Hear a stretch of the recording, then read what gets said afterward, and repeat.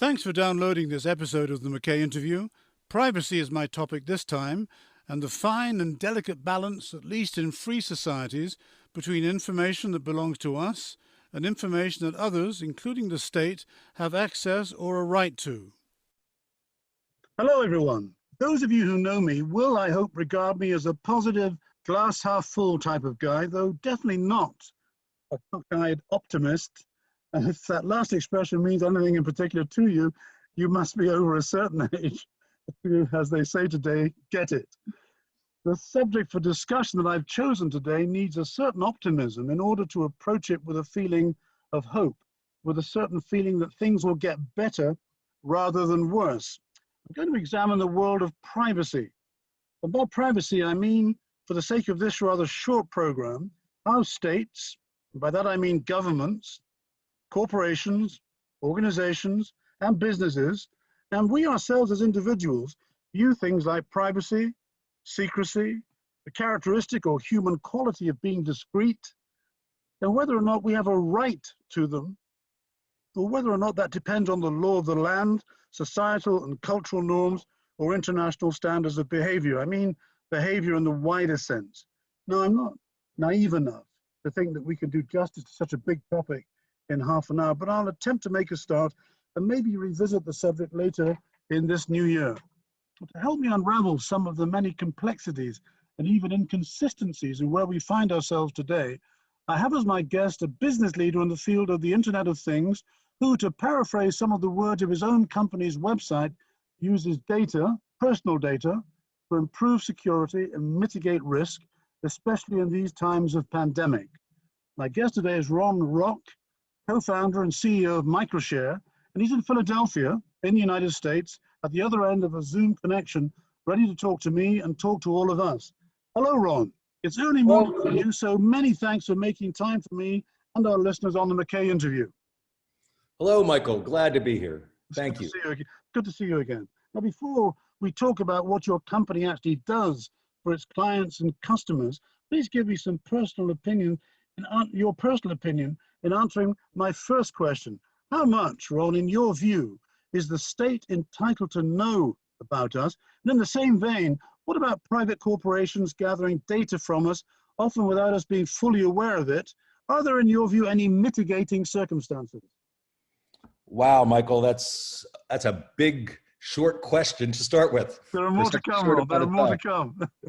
Let me back up a little bit and just say that, to start with, if we use data and we use it properly, it's about extending and improving the quality of life. At the core, that's the idea. As a species, our ability to gather this data and create insights that allow us to live better lives, live longer, be healthier, be safer. At the core, that's the value. Of course, as you very articulately mentioned, there's a lot of devil in those details. Where do we cross that line? And what's private, and how do I feel about my private information being shared? And somewhere in there, there's a value exchange. If you do something for me with my data, I'm okay then with you taking that data. So I get something out of it and you get something out of it. And we have lots of precedents in society, things like credit scores, where we all willingly share all of our transactions. Competitors, one bank and another bank, share the data with each other so that we can create these credit scores. Society has decided that that intrusion of our personal data, our personal financial transactions, is good because society benefits, the economy benefits, and individually, if we play by the rules, we benefit and get loans. The way that we do personal health care. You know, I've had many friends now that have unfortunately been diagnosed with cancer, and the global body of work that we have around cancer, so that when you get sick, they quickly understand your personal data. They put it in a matrix of the social context of everybody's cancer, and they're able to more effectively treat that. And so there's your most intimate personal data, your health, being shared with the collective, and the collective then uses that data to better treat you. And Okay. so there's lots of examples around the value exchange of what's in it for me versus what's in it for society, and how we manage that. So to summarize, tell me if I'm being a bit unfair, but it's a quid pro quo relationship. This interchange, this exchange, so there's a certain sense of balance. Is that what you're saying? I think so, especially in A Western. trade-off, maybe a trade-off. I think so, especially in Western cultures Yeah. where sharing this data goes directly contrary to this idea of my individual rights. Okay, so not to be too negative at the beginning of our conversation, but let me ask you another, just for your personal opinion. How reckless do you think we've been, Ron, especially the generation now in their late 30s and early 40s? So that's not you and me, that's our children's generation, who grew up in the early days of social media, Facebook and other things. That's in the mid to late 90s, and who volunteered personal information to social media companies because of the prevailing climate of novelty and the pressure of their peers at the time that give the impression that it was cool to part with and share so much personal information. What's your view on that? Being the father of 3 millennials, Mm-hmm. I put that question in context. Okay. Well, I think for you and I, that's a really good question. Was that the right thing to do? But I try to put myself into the shoes of my millennial children, and I see again that value exchange, what they were able to do to create these communities, to stay in touch. Many years ago, we were on a cruise when my kids were still not even teenagers, and they're still in touch with these kids. We live in Philadelphia. We were on a cruise in the Mediterranean. They met kids from all over the world, and social media allowed them to stay in touch and to develop relationships over the last couple decades.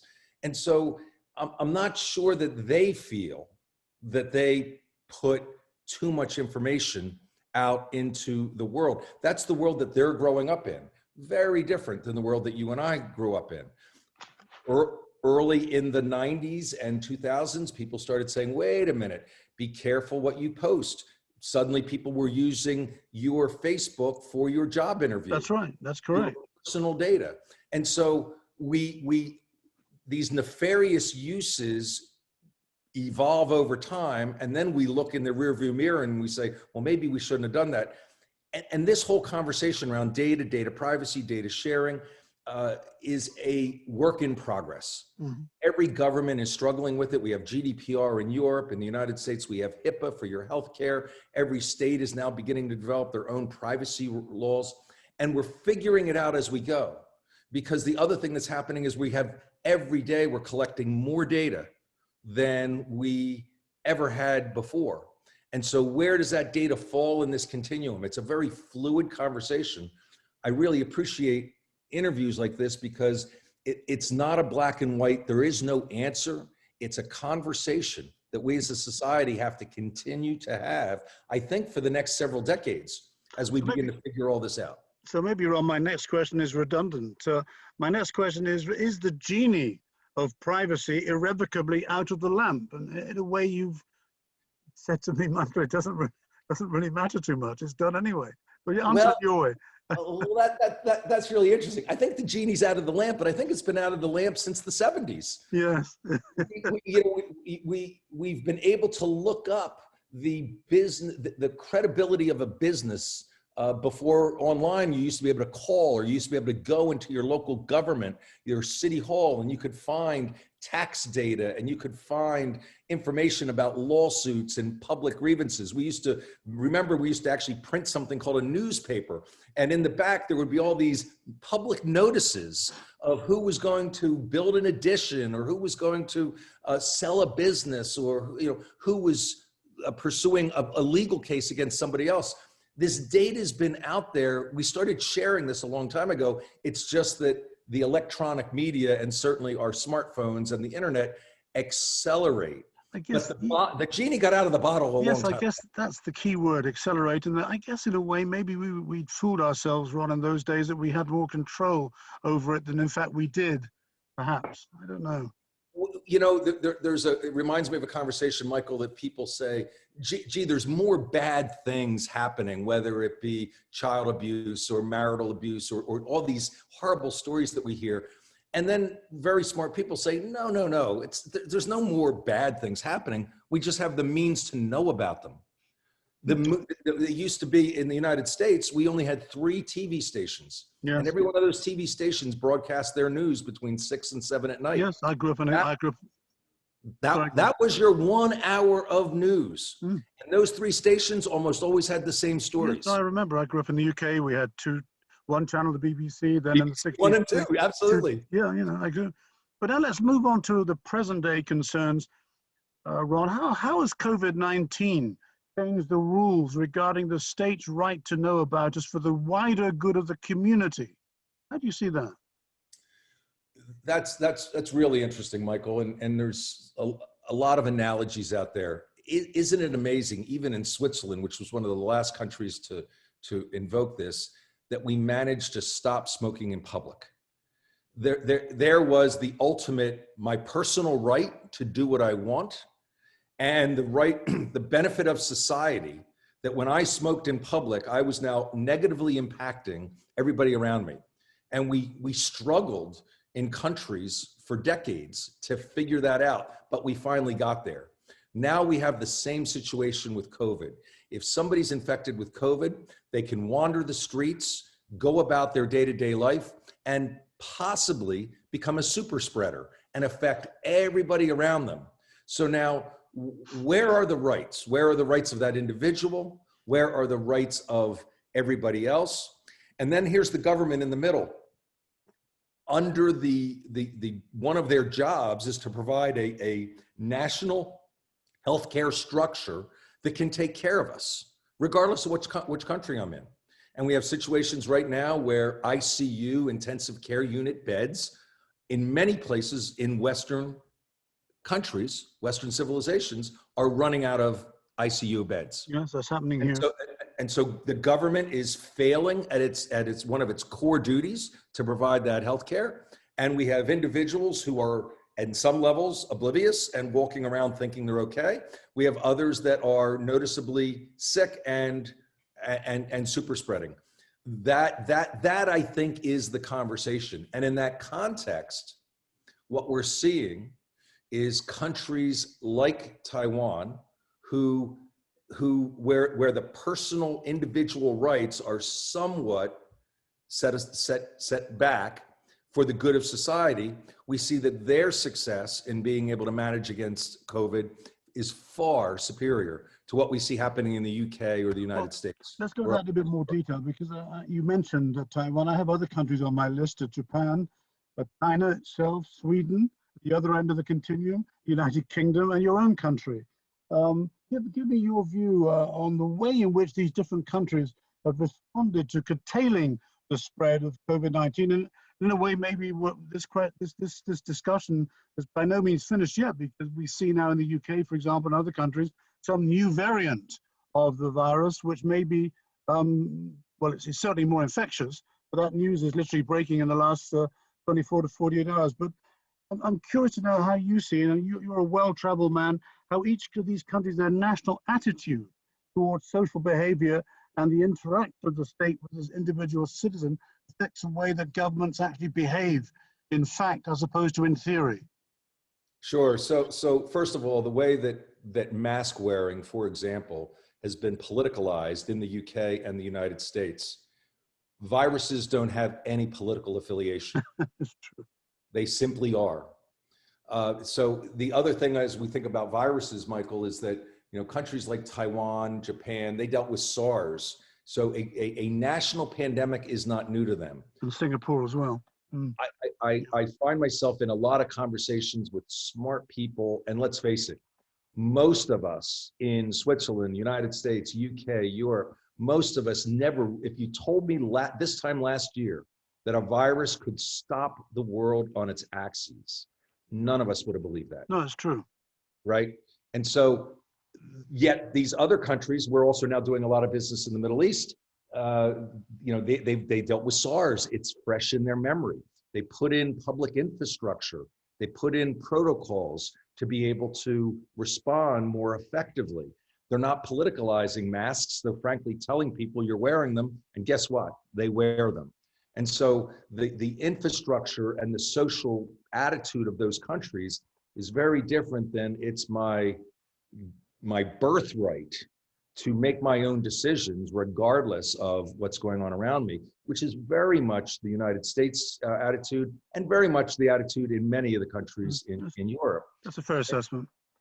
So I think that's, at the core, that's the battle. Now that's all about society and government culture, but it's not about the data. The data, like the virus, is quite binary.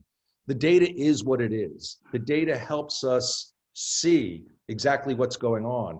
And the questions about is the government overstepping? The last crisis that we collectively went through in Western civilization was 9/11. And in that period, we also gave up a lot of personal rights so that governments could try and track down the bad guys. And then the pendulum swung back.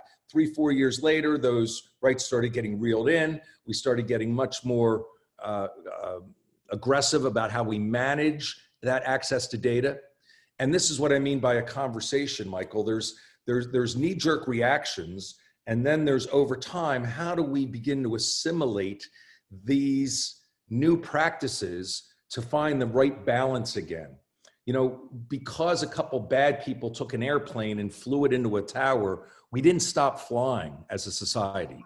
We figured out how to make it safer, how to make the entire experience beneficial for the planet and the individuals. I think the same thing's going to happen with COVID. We're still in the knee-jerk reaction. We're trying to do this social distancing. We're trying to get data to provide contact tracing.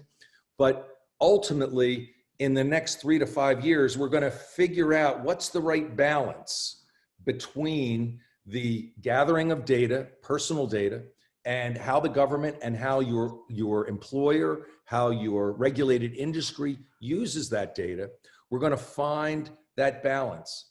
But just like 9/11, there's a part of infrastructure globally now that never went away after 9/11. Air travel never went back to September 10th of that year.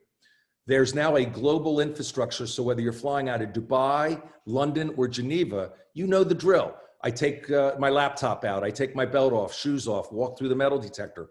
None of that existed before 9/11. It's true. And now we all know the rules. We figured out. I think there's going to be a similar thing now with social contact, with how we interact with each other, how we interact with public space, cleanliness, hygiene. I think all of those things we're going to see remnants for decades to come. And we're going to figure out now how to leverage the data to improve the quality of life and to be safer.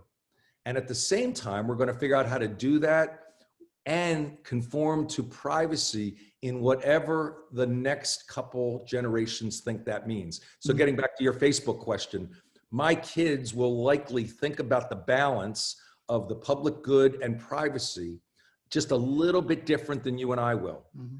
And I suspect my grandkids will even further that thinking. Oh, okay. Is that a fair? No, that's a good start to the conversation, Ron. My guest today is Ron Rock, a co-founder and CEO of Microshare, based in Philadelphia, and we're talking about the Internet of Things, privacy, and what his company does in this space. Ron, let's just talk about you. What do you do, or what did you do through your company and when you entered this sensitive space during this time of pandemic? How do you walk that fine line between identifying infection or those who are infected but perhaps do not realize it?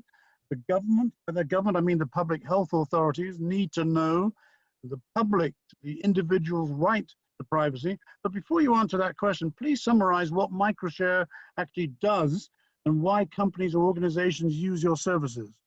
Sure, thanks, Michael. So Microshare, as the name suggests, how do you share the right piece of data at the right time with complete control, compliance, and auditability? How do you share data? And really, our whole conversation right now is about sharing data. When you use a word like auditability, that sounds like a Ron Rock word. What is that? What do you actually mean by that? Put it another way. whether it's in healthcare or GDPR or regulated industries, the thing that people are most afraid of is when a government or a regulatory agency comes back to you and says, Michael, prove to me that you followed the rules. Mm-hmm. We're now looking back in the rearview mirror. Last month, last year, yesterday, you shared certain amounts of data.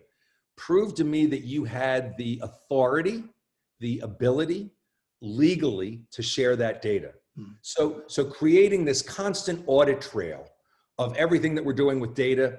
And that also sets the foundation for future generations to figure out what is okay and what isn't okay. So if I can provide that very granular view, I can begin to have detailed conversations about creating the rules around what's okay for the government, what's okay for personal, what's okay for society to all share. It's a very complex problem. And at the core, Microshare, my partners and I have been thinking about this for more than 20 years. And specifically what Microshare does today is we provide all kinds of very low cost sensors at volume to track things like occupancy, environmental monitoring, temperature, waste control, carbon emissions. Our core business before COVID-19 was helping companies with ESG and sustainability, how to reduce your carbon footprint, how to be more environmentally friendly. I can't communicate to my stakeholders, my employees, my customers, my investors. I can't communicate that I'm doing a better job if I don't have the data to measure it. So our core business has been the growing demand for understanding how much waste or efficiencies or carbon reduction can I get out of that building, that city, that transportation vehicle, whatever it may be. When COVID came along, one of our core technologies is we provide asset tracking. You can put a tag on a piece of equipment and you can track it throughout a hospital, infusion machines, hospital beds, wheelchairs, ventilators, know where they are in the building. When COVID came along, people said, hey, could we use that for contact tracing? Could we begin tracking where Ron goes in the factory and who Ron has a contact event with, as the World Health Organization defined as closer than 6 feet, 2 meters, for more than 10 minutes. But at the same time, we had to worry about people's privacy. They said, wait a minute, are you gonna know how often Michael's going out for a cigarette break, or how often he goes to the men's room, or how long he goes for lunch? So we were able to use our micro-sharing platform to anonymize all that data. Not only do we anonymize it, after a defined period of time, it was 15 days, it's now 21 days, we're deleting all that data. So we're not keeping it. And the only time that that data gets used is if I suddenly develop COVID-19, I tell my employer reaches out to you, Michael, and says, Michael, somebody in the building had COVID that you had a contact event with in the last 2 weeks. We'd like you to go home and get tested. They don't tell you that Ron Rock had COVID-19. So they haven't violated my personal information. They haven't exposed anything to you. They've simply said in that instance, in the instance where somebody gets sick, we have the ability to provide at a very controlled level. Okay, now we're going to provide the identification to that badge. So now we know that was Ron's badge. We now find out what badges that badge had a contact event with, and we notify those people. The other thing that happened, and this is important as we now are learning more about the new, as you said, it's only 48 hours old, this new strain of the virus in the UK apparently is much more contagious on surfaces. Mm-hmm. Up until now, we've been dealing mostly with an airborne problem. And so we also have the ability to say, where has Ron been in our facility? Our facility could be a building, a campus, a region. Where has Ron been in the last 2 weeks, so we can deep clean part of the building, not the entire building. And we can now isolate a subset of our employees, not all of our employees, to get tested. So there's a covenant, a sort of contract, is there, Ron, between the company, between you and these people who are moving around in a factory or facility that guards their privacy, guards their anonymity. There's a a proper framework of, as I said, a covenant, an agreement. That's exactly right, Michael. And Yeah. so unlike the phone apps that were announced by Google and Apple that got a lot of backlash, what do you have on your phone? Your most personal, intimate information. It knows everywhere that you've been. It knows your personal contacts. It knows what websites you go to. I am very leery to put an app on my personal phone, sponsored by my employer or sponsored by the government, like they tried to do in Singapore, to put an app on my phone that's going to track everything about me. Now you're meshing all that data together. We provide a wearable device, very low cost, battery operated wearable device. You can take it off when you go home.